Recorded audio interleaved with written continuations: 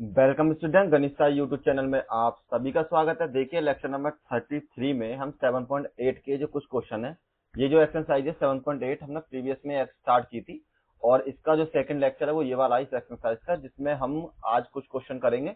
और देखिए previous video को जरूर देखते हैं, लेक्चर नंबर तो 32 है, क्योंकि उसमें मैंने कुछ आपको जो उसका बेस था, जिस तरीके से हम इनको इंटीग्रेशन वगैरह कर रहे हैं वो आपको बताया था। क्योंकि अब तक तो हमने इनडिफाइंड किए थे, अब हमको डिफाइंड इंटीग्रल वाले जो कि आपके निश्चित समाकलन कहते हैं जिसको, उस वाले क्वेश्चन को कर रहे हैं, जिसमें आपको लिमिट की वैल्यू अपर और लोअर दो बेस में दे रखी होती है।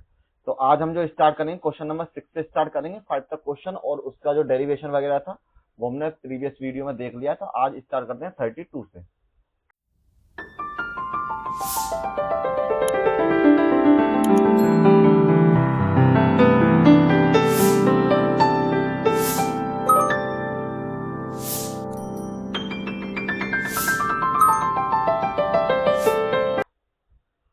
तो देखिए जो 32 में, सॉरी मतलब 30, आपका जो लेक्चर नंबर जो 33 है उसमें जो क्वेश्चन नंबर 6 है वो आपका यहाँ से स्टार्ट है। तो आपको दे रखी है लिमिट 4 से लेकर 5 तक e की पावर x के बराबर। तो मैंने आपको बताया था जैसे कि आप इंटीग्रेशन करते हुए आए हैं, सेम उसी तरीके से सबका इंटीग्रेशन करना, केवल लास्ट में जाकर आपको जो लिमिट की वैल्यू वो आपको पुट कर देनी है। तो सबसे पहले हम क्या करते हैं, यहाँ लिख देते हैं 4 से लेकर के 5 e की पावर x और dx के बराबर। आपको पता है कि e की पावर x का जो इंटीग्रेशन है, मतलब अगर e की पावर x है उसका इंटीग्रेशन आपके पास हमेशा e की पावर x के बराबर हो जाता है।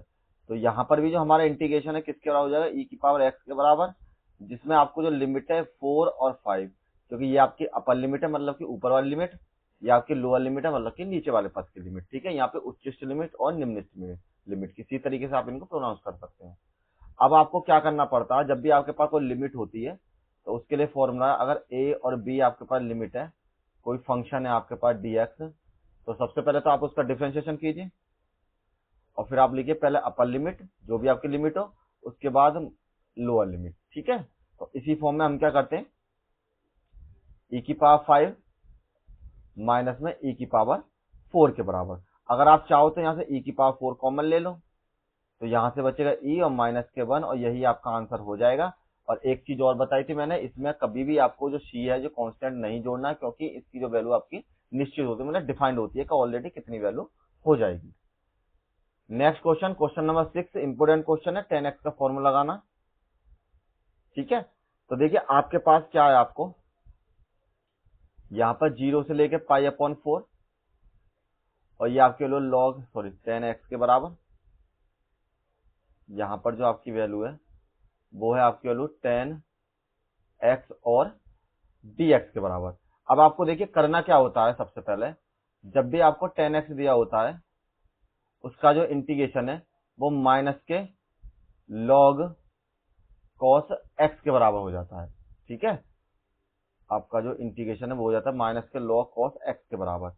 अगर आप लोग ये भूल गए इसके इंटीग्रेशन करते कैसे हैं, तो हमेशा ध्यान रखना sin x और cos x करके इसके इंटीग्रेशन करते हैं और इसको t मान करते हैं, तो log आएगा हमारा, तो उस तरीके से ये हमारी वैल्यू हो जाती है।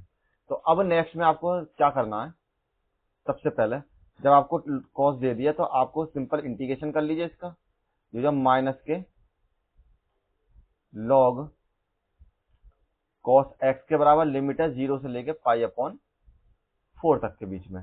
अब आपको लिमिट लगानी है, तो सबसे पहले आपको अपर लिमिट लगानी है log cos pi upon 4 minus में log cos 0 के बराबर। ये आपने दो लिमिट लगा ली है। ठीक है, तो माइनस में इनकी वैल्यू पुट कीजिए, जो आप देखेंगे यहाँ पर जो cos पाई अपॉन 4 की वैल्यू है वो आपकी बराबर हो जाती है, मतलब cos 45 की वैल्यू 1 अपॉन अंडर रूट 2 के बराबर। तो इस वैल्यू को आप लिख सकते हैं,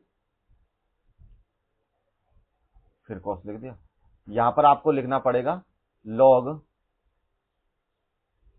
1 अपॉन अंडर रूट 2 के बराबर, माइनस में यहाँ पर जो आपकी वैल्यू है 0 के बराबर, और जो log 0 की वैल्यू है वो आपकी हो जाती है 1 के बराबर। ठीक है, मतलब इसको हटा सकते हैं, सॉरी 0 मान सकते हैं, log 0 की वैल्यू 0 के बराबर। तो आपकी वैल्यू माइनस के log 1 अपॉन में अंडर रूट 2, और यहाँ पर जो आपकी वैल्यू हो जाएगी सिंपल इसके बराबर। अब आप नेक्स्ट में क्या कर सकते हैं, देखिए आपको ये पता है, जब भी आपकी पावर लॉग होती है, मतलब लॉग की पावर होती है, तो इसको हम 1/2 या फिर √2 लिख लो, एक काम करो, हाँ 1/, में 2 की पावर 1/2 लिख सकते हैं। इसमें तो कोई दिक्कत है ही नहीं, क्योंकि हमेशा जब भी आपके पास रूट होता है तो उस पावर का मतलब 1/2 के बराबर हो जाता है। अब हम इस पावर को जब ऊपर ले जाएंगे तो ये जो आपकी वैल्यू है बराबर हो जाएगी माइनस में लॉग 2 की पावर माइनस के 1/2 के बराबर, क्योंकि ऊपर जाने पर जो पावर है आपकी, अगर 1/a की पावर n है तो ऊपर ले जाने पर वो आपकी पावर माइनस के n के बराबर हो जाती है। अब यहाँ पर आपको एक फॉर्मूला लगाना है कि अगर log a की पावर b हो तो वो आपकी वैल्यू b log a के बराबर हो जाती है।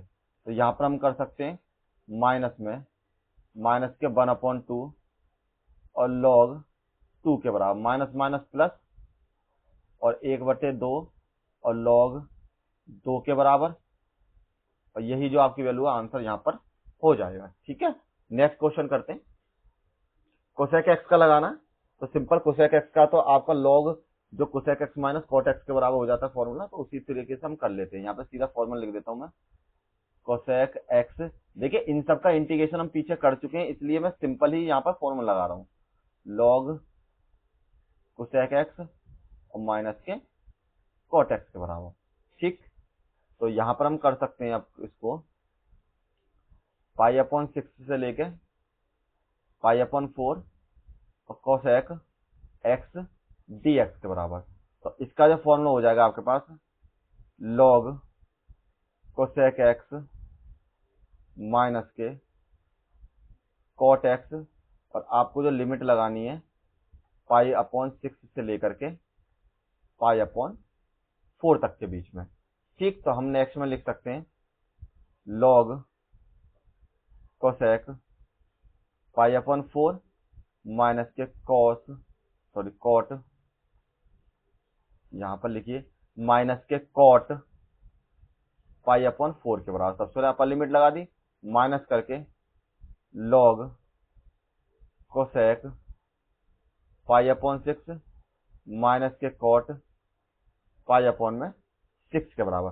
अब जो इनकी वैल्यू होती है उनको हम पुट कर लेते हैं, तो यहाँ पर आपकी वैल्यू हो जाएगी log, देखिए इसकी वैल्यू होती है आपकी √2 के बराबर, और कॉट π/4 की जो वैल्यू हो जाएगी 1 के बराबर। ठीक है, मतलब कॉट 45 की वैल्यू 1 के बराबर।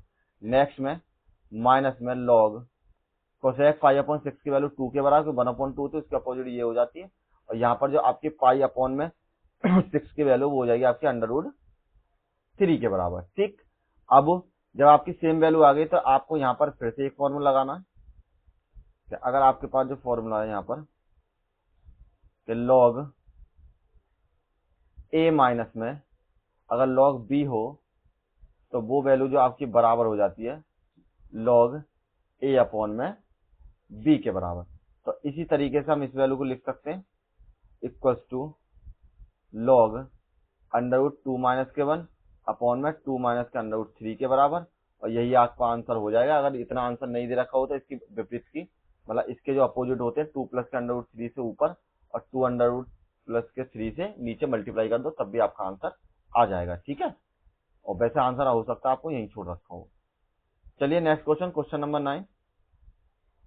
अच्छा क्वेश्चन है, इंपोर्टेंट क्वेश्चन है, सिंपल सा 1 नंबर का क्वेश्चन पूछा जा सकता है। आपको लिमिट देखिए 0 से लेके 1 तक के बीच में, और यहाँ पर 1 में √1 माइनस में x की पावर 2 और यहाँ पर dx के बराबर। जब भी आपका ये फॉर्मूला होता है, ये सिंपली डायरेक्ट फॉर्मूला होता है आपका साइन इनवर्स x का। किसका? साइन इनवर्स में x के बराबर। तो यहां हम लिख सकते हैं साइन इनवर्स में x और 0/1 के बराबर। अब नेक्स्ट में आपको क्या करना है,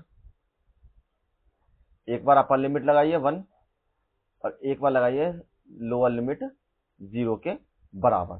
ठीक, अब आपको जो यहाँ पर वैल्यू लगानी है, सबसे पहले एक तो आपको ये जो वैल्यू होती है 1, ठीक है, साइन में जो 1 वैल्यू होगी वो होती है साइन 90 की वैल्यू, तो साइन इनवर्स साइन π/2 के बराबर, और ये वैल्यू होती है आपकी साइन में साइन 0 की वैल्यू। इससे ये कैंसिल, इससे ये कैंसिल, यहाँ वैल्यू बच गई π/2 माइनस में 0, जिसको माइनस किया तो π/2 आपका आंसर यहाँ पर हो जाएगा। ठीक, नेक्स्ट क्वेश्चन, क्वेश्चन नंबर 10 भी आपका डायरेक्ट फॉर्मूला होता है, वो होता है tan इनवर्स x का। तो इसी तरीके से करते हैं, 0 से लेके 1 dx अपॉन में 1 प्लस में एक्स स्क्वायर के बराबर, जो कि आपका फॉर्मूला हो जाता है tan इनवर्स x के बराबर। लिमिट है आपकी एक तो 0 और एक आपकी 1 के बराबर।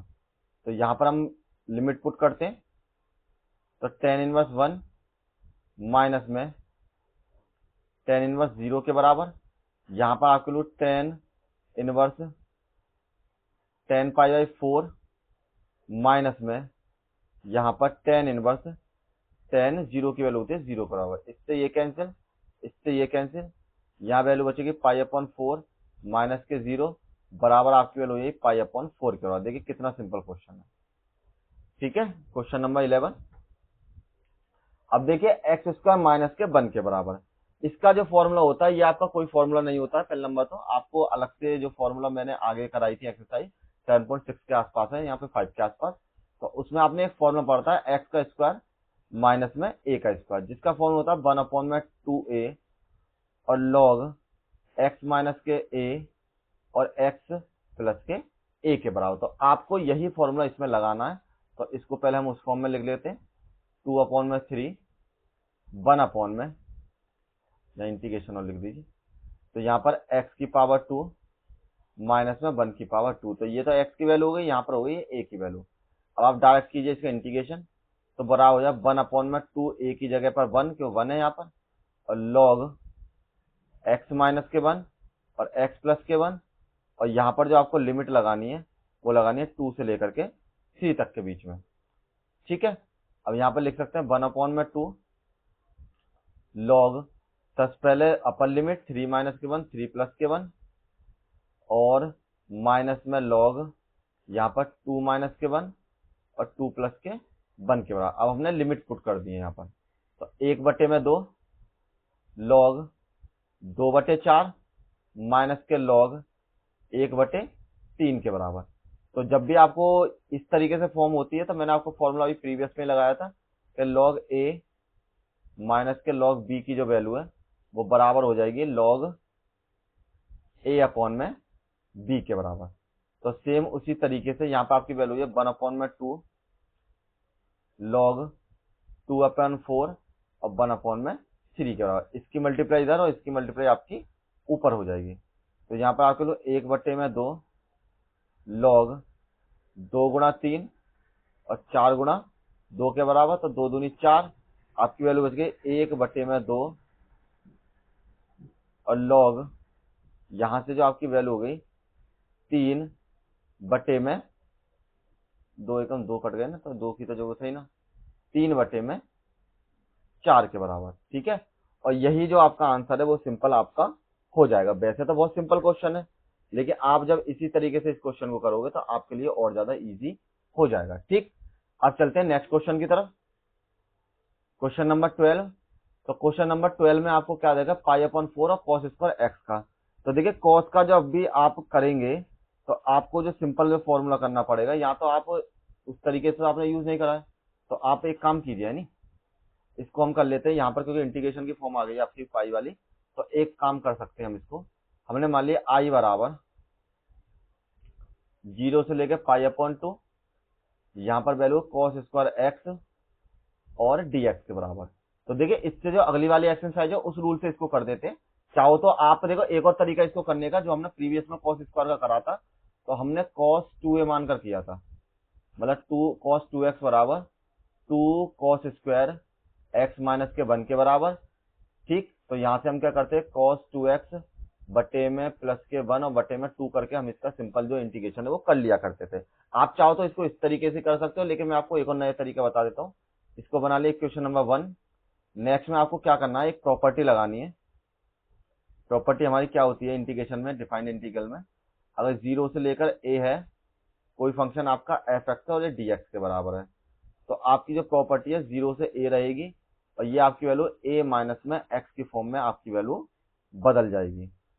तो इसी प्रॉपर्टी से जब हम इसको चेंज करेंगे तो i इक्वल टू 0 से लेकर पाई बाई 2, यहाँ पर आपके लोग cos square pi upon 2 minus के एक्स के बराबर, और ये आपकी वैल्यू डी एक्स के बराबर। यहाँ पर आपकी वैल्यू कॉस 90 माइनस थीटा, तो कॉस 90 माइनस में जो थीटा की वैल्यू है वो आपकी बराबर होती है साइन थीटा के बराबर। और यहाँ पर स्क्वायर है तो स्क्वायर भी लिख लेंगे, 0 से लेकर π/2 और साइन स्क्वायर एक्स और यहाँ पर डी एक्स के बराबर। ये होगी आपकी इक्वेशन नंबर 2। अब इन दोनों को कर दीजिए आप ऐड। ठीक है, तो इसे हटा लेते हैं सबसे पहले। तो यहाँ लिखे इक्वेशन 1 एंड 2। तो यहाँ पर एडिंग इक्वेशन 1 एंड 2 के बराबर, तो i प्लस में i बराबर 0 से π/2, यहाँ पर cos स्क्वायर एक्स प्लस में 0 से dx को लगाना, तो यहाँ चाहो तो dx और लगा लो। ये आपकी वैल्यू है यहाँ पर dx के बराबर, प्लस में 0 से लेकर π/2, यहाँ पर साइन स्क्वायर एक्स और dx के बराबर। π/2 कॉमन ले लो दोनों में से, तो आप लिख सकते हैं यहाँ पर cos स्क्वायर एक्स प्लस में साइन स्क्वायर एक्स और dx का, ये वैल्यू हो जाती है आपकी 1 के बराबर। तो यहाँ पर 0 से π/2 ये 1 और dx के बराबर, और आपको पता है जो 1 का जो dx है वो आपको होता है x के बराबर, और लिमिट लगानी है 0 से लेकर π/2 तक के बीच में। और देखिए यहाँ पर जब जोड़ेंगे i और i 2i हो गए, तो इधर को 2i लिखते रहिए। ठीक, तो यहाँ पर आके लो 2i बराबर, अब पहले अपर लिमिट लगाओ π/2, तो x में लगानी है, बटे में 0 के बराबर। तो यहाँ पर 2i बराबर आपके लिए π/2 के बराबर, 2 की मल्टीप्लाई इधर कर दीजिए, तो i बराबर आपके वैल्यू है π/4 के बराबर, और यही आपका आंसर यहाँ पर हो जाएगा। ठीक है, सिंपल क्वेश्चन था, और इस तरीके से करेंगे तो इसको और भी आसान तरीके से आप इसको कर सकते हैं। नेक्स्ट क्वेश्चन, अब देखिए क्वेश्चन नंबर 13। अच्छा क्वेश्चन है, और ऐसा इंटीग्रेशन हम पहले भी कर चुके हैं। तो यहाँ पर आपके लिए 2 और 3 x में x की पावर 2 प्लस के 1, और यहाँ पर आपके लिए dx के बराबर। अब आपको क्या करना है, इस पोर्शन को t मानना है। तो हमने क्या करा, माना t बराबर x की पावर 2 प्लस के 1, और यहाँ हम कर सकते हैं dt अपॉन में dx बराबर में 2x के बराबर। यहाँ से आपके लिए dt अपॉन में 2x बराबर आपके लिए हो जाएगी dx के बराबर। ठीक, जब आपने इसको चेंज कर लिया तो इन लिमिट को भी चेंज कर लीजिए। लिमिट को चेंज करने के लिए आप क्या करेंगे, t बराबर पहले x की वैल्यू 3 थी, तो यहाँ पे पुट कर दी 3 की पावर 2 प्लस के 1, और t बराबर 9 प्लस के 1 बराबर हो गई 10। तो 3 की जगह हमने सबसे पहले रखा x बराबर 3। ठीक है, सबसे पहले ऊपर वाली लिमिट लगते हैं। अब रख दिया x बराबर 1, तो यहाँ आपके वैल्यू है t बराबर, जो t को हमने मान रखा है x की पावर 2 माइनस प्लस के 1, तो 1 की पावर 2 की पावर 2 और प्लस में 3 के बराबर, t बराबर 4 प्लस में 3, और t बराबर वैल्यू हो जाएगी आपकी 7 के बराबर। तो एक वैल्यू जो आपकी t की होगी 10 के बराबर, एक वैल्यू हो गई आपकी 7 के बराबर। तो अब हम क्या करेंगे, इस लिमिट से चेंज कर देंगे। तो यहाँ पर आपकी वैल्यू हो जाएगी, लिमिट हो गई हमारी 7 से लेकर 10 तक, और ये वैल्यू हो जाएगी x बटे में t, और यहाँ से जो dx है जिसकी वैल्यू यहाँ से पुट कर दीजिए, ये हो जाएगी dt अपॉन में 2x के बराबर। x से x कैंसिल, 1/2 को साइड में लिख लो, 7 से लेकर 10 तक, और 1 अपॉन में t, और यहाँ से आपकी वैल्यू dt के बराबर हो जाएगी। ठीक, अब नेक्स्ट में आप क्या कर सकते हैं, यहाँ पर देखिए ये 2 दूनी 4 और 5 हो गया, यानी मैंने यहाँ पर गलत लिख गया। ये जो आपकी वैल्यू है मुझे लग रहा है 7 नहीं होनी चाहिए। यहाँ पर जो आपकी वैल्यू है ये 1 थी ना यहाँ पर, तो ये भी 1 हो जाएगी, और यहाँ पर आपके लोग 5 के बराबर। तो आपकी जो ये लिमिट है ये आपकी 5 तक जाएगी केवल। तो यहाँ लिख सकते हैं हम रेड पेन से, ये आपकी वैल्यू 5 के बराबर, और ये भी आपकी वैल्यू 5 के बराबर। तो यहाँ पर 1/2 इसका इंटीग्रेशन हो जाएगा log t के बराबर, और जिसमें आपको लिमिट लगानी है 5/10 की। ठीक है, देखो अगर आप चाहो ना इसको x मानकर भी कर सकते हो, और लास्ट में जो आपकी वैल्यू है लास्ट में आप t की वैल्यू रिप्लेस करके कर सकते हो। ये फिलहाल आप इसी को करना है, जो आगे क्वेश्चन आएंगे वो 1-2 उस तरीके से भी कर देंगे। तो इसको कर सकते हैं 1/2 log 10 माइनस के 5। ठीक, अब ये माइनस में हो गए तो इसको लिख सकते हैं log 1/2 log 10/5, 5 से कैंसिल किया तो 1/2 आपकी वैल्यू log हो जाएगी 2 के बराबर, और यही आपका आंसर यहाँ पर हो जाएगा। ठीक, नेक्स्ट क्वेश्चन, क्वेश्चन नंबर 14। अच्छा क्वेश्चन है, इंपॉर्टेंट क्वेश्चन है, थोड़ा सा टफ क्वेश्चन भी है। तो देखिए आपको जब ये दे रखा है तो हम क्या करते हैं, सबसे इनको सेपरेट कर लेते हैं, क्योंकि हमने प्रीवियस में जो ऐसे क्वेश्चन किए हैं उनको सेपरेट वाले रूल से किया है। तो 0 से लेके 1 तक की लिमिट, यहाँ लिख सकते हैं 2x अपॉन 5x की पावर 2 प्लस के 1 dx के बराबर, यहाँ लिख सकते हैं 3 अपॉन 5x की पावर 2 प्लस के 1 के बराबर, और ये dx के बराबर। अब इनको थोड़ा थोड़ा आपको ऐसे चेंज करना है जिससे कि आपकी जो फॉर्म है वो बदल जाए। तो यहाँ पर हम क्या करते हैं, 0 से लेके 1, 2x अपॉन में 5x की पावर 2 प्लस के 1 का dx, यहाँ से जब आपने 5 कॉमन ले लिया तो 1 अपॉन में 5, यहाँ से 3 अपॉन में x की पावर 2 प्लस के 1 अपॉन 5 हो गए। क्यों? क्योंकि जब हम यहाँ से 5 कॉमन लेंगे तो ये डिवाइड में आपकी वैल्यू यहाँ पर आ जाएगी, और साथ में dx के बराबर। इसको मान लेते हैं t के बराबर, क्योंकि ये तो सेम वही कंडीशन होगी जो प्रीवियस में सॉल्व किया है। तो t बराबर आपके लिए 5x² प्लस के 1 dt अपॉन में dx बराबर 5 मल्टीप्लाई में 2x dt अपॉन में dx बराबर, यहाँ पर आपके लिए 10x के बराबर, और dt अपॉन में आपके लिए 10x बराबर आपके लिए यहाँ पर dx के बराबर। अब देखिए यहाँ से आगे हम क्या कर सकते हैं इसमें, कि आपकी जो वैल्यू है यहाँ पर रखाएंगे इक्वल टू 0 से लेके 1, यहाँ पर 2x, इसको हमने मान लिया t के बराबर, और जो dx की वैल्यू आप यहाँ से पुट करेंगे, जो कि वैल्यू बराबर है आपकी किसके, dt अपॉन में 10x के बराबर। अब आप इसको क्या करेंगे, 1 अपॉन में 5, तो 3 को भी यहीं ले लीजिए, और यह के लिए 1 अपॉन में x की पावर 2 प्लस के 1 अपॉन में √5 की पावर 2, और यहाँ पर dx के बराबर। ये ध्यान रखना, यहाँ पर dt के रेस्पेक्ट में, यहाँ पर dx के रेस्पेक्ट में है। और एक चीज और बता देता हूँ, यहाँ पर मैंने लिमिट t की नहीं बदली है, जैसे प्रीवियस में बताया था। अब यहाँ पर दूसरे तरीके से करेंगे, तो वो मैं आपको समझा दूंगा लास्ट में। तो यहाँ पर 1 अपॉन में अगर x की पावर 2 और प्लस में a की पावर 2 हो, 1 अपॉन में x की पावर 2 प्लस में a की पावर 2 हो dx, तो उसकी वैल्यू बराबर हो जाती है 1 अपॉन में a tan inverse x upon a के बराबर। तो फॉर्मूले से सॉल्व करते हैं अब इसको। तो देखिए इसमें तो इसको इससे कैंसिल कर लीजिए, 2 से बच गया 5 बार। तो यहाँ पर आपको वैल्यू ये 1 अपॉन में 5, 0 से लेके 1 तक की लिमिट, और 1 अपॉन t का आपको इंटीग्रेशन करना है dt के रेस्पेक्ट में, प्लस में 3 अपॉन 5, यहाँ पर जब आप इंटीग्रेशन करेंगे तो 1 अपॉन में a, तो मतलब a की वैल्यू हमारे पास 1 अपॉन √5, और 10 इनवर्स में यहाँ पर आपका वैल्यू है x अपॉन में a, मतलब 1 अपॉन में √5, और उसकी जो लिमिट है आपकी 0 से लेके 1 तक के बीच में। अब यहाँ पर भी लिमिट लगाते हैं, 1 अपॉन में 5 सॉरी log t के बराबर, यहाँ से 0 से 1, इससे रूट कैंसिल, तो √5 बच गया यहाँ पर। तो यहाँ पर आपके लिए प्लस में 3 अपॉन √5, और 10 इनवर्स √5 की मल्टीप्लाई ऊपर हो जाएगी, तो √5 अपॉन में x के बराबर, और यहाँ से जो आपके लिए 0 से लेके 1 तक के बराबर। अब आपकी जब ये वैल्यू आ गई तो अब आपको लिमिट लगानी है, लेकिन एक चीज ध्यान रखना, मैं थोड़ा आपको हाईलाइट करके बता देता हूँ कि आपकी जो ये वैल्यू है, यहाँ पर कलर लेते हैं येलो, आपकी जो ये वैल्यू ना ये वाली, अब यहाँ पर आप लिमिट नहीं लगा सकते। क्यों क्यों नहीं लगा सकते? इसके पीछे रीजन ये है कि आपकी जो ये वैल्यू है ना 1 और 2, कौन सी वाली वैल्यू, एक मिनट बस, यहाँ पर ये जो आपकी वैल्यू है 1 और 0, ये आपकी वैल्यू है x की वैल्यू है। यहाँ पर जो आपने इंटीग्रेशन किया वो किया t के रेस्पेक्ट में, तो x की वैल्यू को t की वैल्यू में नहीं पुट कर सकते। तो आप यहाँ पर क्या कर सकते हैं, इस वैल्यू को सबसे पहले आप x में बदल लीजिए, मतलब जब इंटीग्रेशन आपका फाइनल हो जाए तो वहां पर आप x में बदल लीजिए, और तब जाकर आप वैल्यू पुट कर दीजिए। जैसे कि जो 13 क्वेश्चन है इससे पहले जो किया हमने, तो मैंने उसमें क्या करा था, यहाँ पर हमने जब t बदला था तो उसके साथ साथ वैल्यू भी चेंज कर ली थी।